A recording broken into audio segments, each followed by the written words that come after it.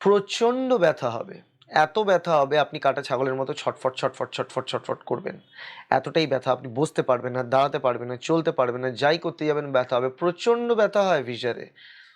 আপনার ধারণার বাইরে। যদি আপনার এই মুহূর্তে দাঁড়িয়ে আপনি দেখছেন এই ভিডিওটা, আপনি চেষ্টা করছেন বোঝার যে আপনার কোন রোগটা হয়েছে, তাহলে জেনে রাখুন যদি আপনার প্রচণ্ড যন্ত্রণা হয়, এতটাই যন্ত্রণা হয় যে আপনার পটি করতে বসতেই আর ভয় লাগছে, যন্ত্রণার ভয়ে, এবং বিশেষ করে যখন পটিটা বেরোচ্ছে সেই সময় অবধি যন্ত্রণা একরকম, বেরোনোর পরেই যন্ত্রণাটা আরও বেড়ে যায়, এবং তারপরে যখন আপনি বাইরে আসেন তখন যন্ত্রণাটা 1-2 ঘন্টা 3 ঘন্টা অবধি থাকে। এই জিনিসটা হচ্ছে একদম অ্যাকিউট ফিশারের লক্ষণ। ঠিক আছে? এবং অ্যাকিউট ফিশার 2 সপ্তাহ 3 সপ্তাহ অবধি যদি নিজে থেকে ঠিক হয়, না ঠিক হয়, তাহলে আস্তে আস্তে তা ক্রনিক ফিশারে কনভার্ট হয়। ক্রনিক ফিশারে কনভার্ট হওয়া হলে একটা লক্ষণ আছে, সেটা দেখলে আমরা বুঝতে পারি ফিশার যেখানে হয়েছে সেই জায়গাটা একটা স্কিন ট্যাগ তৈরি হয়, যেটাকে সেন্টিনেল ট্যাগ বলা হয়।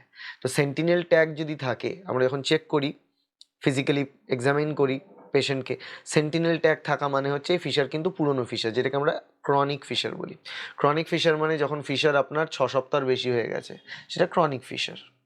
ক্রনিক ফিশার হয়ে গেলে সেটা মানে ফিশারের কারণটা হচ্ছে, দেখুন কেটে গেছে, ওই জায়গাটায় ঘা হয়ে গেছে। এবার কেটে গেছে, আপনি বলবেন কেটে তো হাতেও কাটে আর অন্যান্য জায়গায়ও কাটে, যেগুলো শুকিয়ে যায় নিজে থেকে। এবার অন্যান্য জায়গা আর এই জায়গায় কাটার মধ্যে কি পার্থক্যটা আছে আপনাকে আমি বোঝাই। দেখুন, অন্যান্য জায়গায় যখন কেটে যায় সেই জায়গাটা নিজে থেকে শুকোবে, ঠিক আছে, সেলটা ডিভাইড করে, ওই জায়গাটা ফিল হয়, ঘাটা শুকোয়। এবং এখানে যখন কেটে যাবে তখন সেই জায়গাটা, যে মাসলটা আছে সেটাকে বলে স্ফিংটার মাসল, একটা ডোনাট শেপের, গোল ডোনাট শেপের একটা মাসল আছে। মানে ধরে নিন অনেকটা, এটা গার্ডার যদি আপনি নিয়ে নেন, গার্ডারের মতো দেখতে গোল শেপের একটা মাসল। সেই মাসলটা হচ্ছে ইন্টারনাল স্ফিংটার একটা আছে, একটা এক্সটার্নাল স্ফিংটার আছে।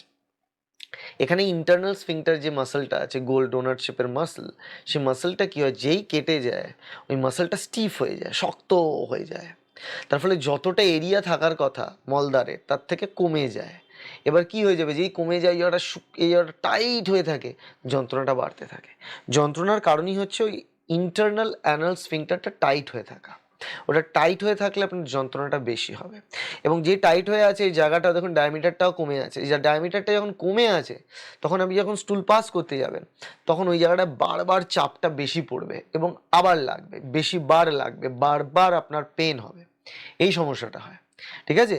এবার এই স্ফিংটার যে টাইট হয়ে আছে, মানে ধরে রাখুন, কেন এটা ঠিক হতে চায় না, অ্যানাল ফিশার ঠিক করা খুব মুশকিল। কারণ এটা ঠিক হতে চায় না, তার রিজন হচ্ছে অ্যানাল ফিশারের ক্ষেত্রে এই যে স্ফিংটারটা টাইট হয়ে আছে, এই স্ফিংটারটা যেটা টাইট হয়ে আছে সেটা